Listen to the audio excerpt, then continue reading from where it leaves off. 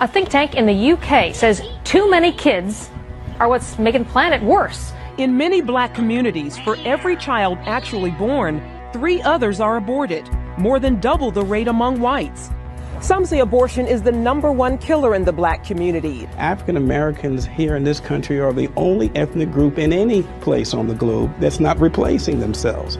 This is genocide. Hillary Clinton received the Margaret Sanger Award. This is a woman who started an organization called Planned Parenthood, and that woman called black people human weeds. An organization whose founder believed in eugenics. The goal, to rid the country of the feeble-minded, defectives.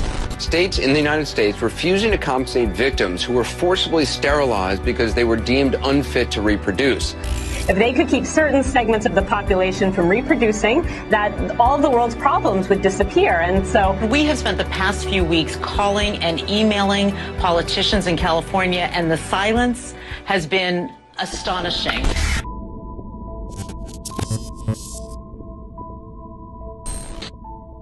Welcome to this talk. It's called The Science Agenda to Exterminate Blacks.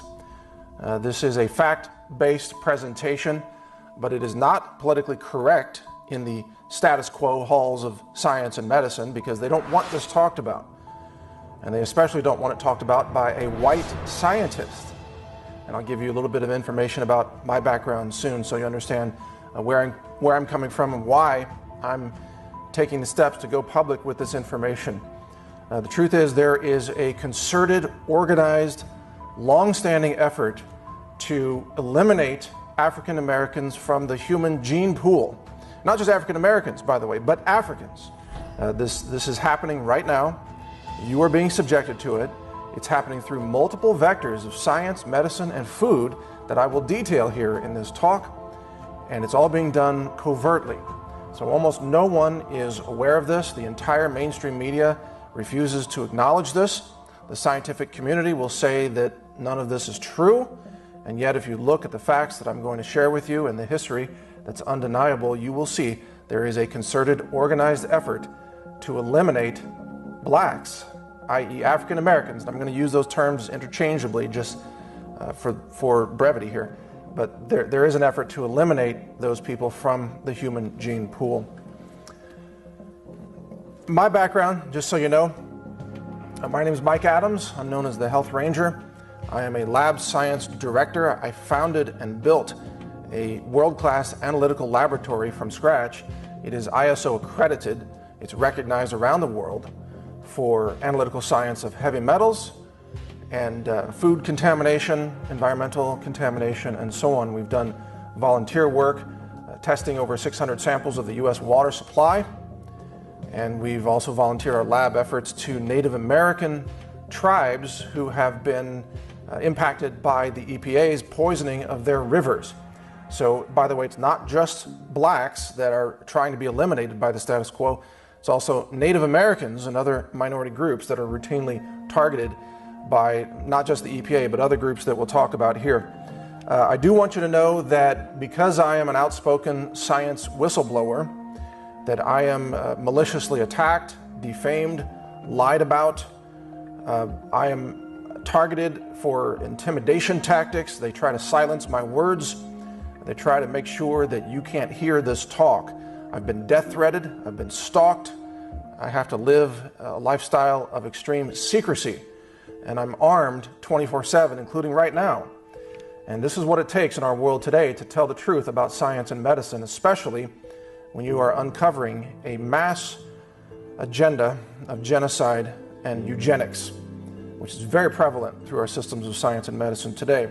So I do want all of you to know, all of you who are watching, and if you're sharing this with your friends and colleagues, I do want you to know that I'm putting myself at risk to say these things, especially as a credible scientist of an accredited laboratory facility, which has everything to do with the heavy metals poisoning that we're going to talk about. They absolutely don't want this information getting out. So let's start with something that we can all easily agree upon because it has been in the news everywhere, and that is the heavy metals poisoning of the predominantly black communities of Flint, Michigan. So no one says that's a conspiracy theory. Right? The water supply for millions of citizens in that region, who again were predominantly black, was allowed to be deliberately poisoned with lead, a toxic heavy metal that causes bone disorders, but more importantly, it causes a kind of brain lobotomy. It causes loss of cognitive function. It reduces IQs. It causes heart problems and many other problems.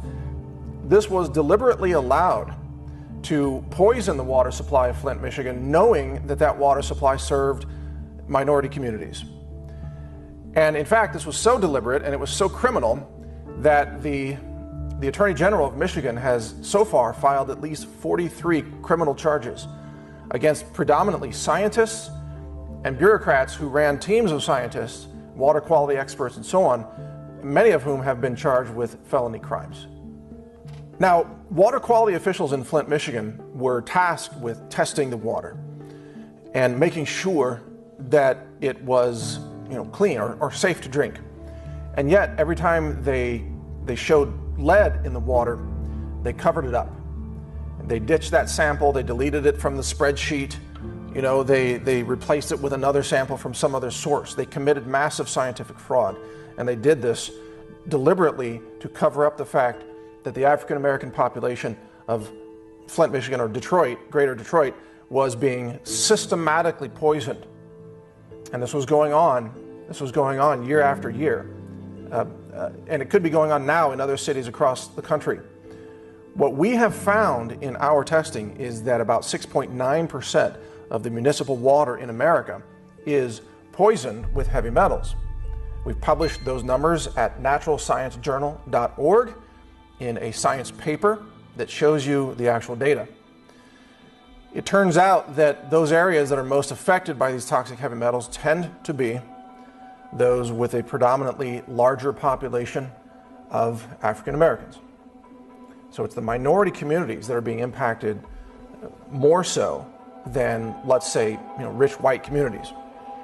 Getting back to the Flint, Michigan situation, we know that they knew about this and they failed to tell people. They covered it up and they allowed it to continue. They deliberately allowed millions of children and adults, senior citizens, who were predominantly black, to be poisoned with this toxic heavy metal. Would that have happened in a rich California white community? I doubt it. I doubt it.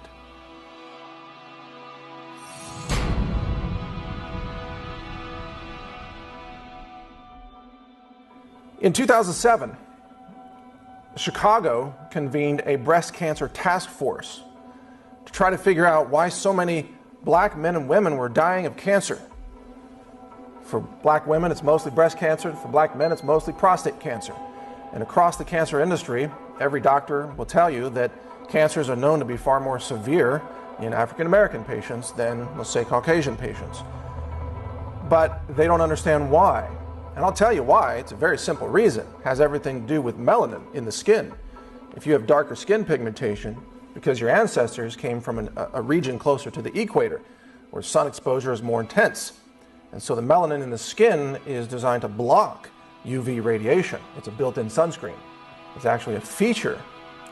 Black skin is a feature. It's a survival mechanism of those whose ancestors lived near the equator. But it blocks vitamin D production at the same time. You see? Because the ancestors, all of our ancestors, were outdoors people. They spent their time outdoors. They didn't live in offices. They didn't work indoors all day long. So they had too much sun. And so the dark skin pigmentation blocked the excessive sun and it protected them from UV radiation. Well, today we all live indoors, don't we, for the most part? Indoor lifestyles, office jobs, even people who work in hospitals are working indoors. And when black people work indoors or live indoors, they become sunlight deficient, especially because of the melanin in their skin. So now that same feature of their skin that blocked excessive sun radiation in, let's say, Africa, now in New Jersey or New York, it's a detriment because it's causing African American populations to become deficient in vitamin D. And this is what's happening in Chicago and Detroit, and especially the more northern latitudes of northern United States, Canada, and so on. Black men in the UK have very high rates of prostate cancer, and when they get diagnosed with prostate cancer, the prognosis is less positive than, let's say, a white person with prostate cancer. The cancers are more aggressive, they're more deadly. The answer is lack of vitamin D, and yet in 2007, this Chicago Breast Cancer Task Force convened, I think, over 100 doctors and nurses to try to have a powwow, a team effort to try to figure out why is cancer worse in black people in Chicago. And wouldn't you know it, after spending days or even weeks on this project, they couldn't come up with the truth. The truth that people with dark skin are sunlight deficient, they're vitamin D deficient, and that's why the cancer is more aggressive, because vitamin D halts cancer. And vitamin D can be purchased for $0.05 a day. Every black person in Chicago, in Detroit, in New York, in the UK could prevent cancer. About 4 out of 5 cancers, by the way, with nothing but vitamin D. And yet the cancer industry won't tell them that. So here's a case where you have a disease that is disproportionately more aggressive in blacks versus whites. And white people, they absorb sunlight more efficiently when they're outdoors, so they need less time in the sun to generate the same amount of vitamin D as a black person who needs more time in the sun. And yet nobody is telling African Americans this simple truth. Nobody. This information is being denied the black community in America. And it's just, again, a very small part of the overall vector that I'm going to be continuing to reveal here that is an effort to exterminate blacks.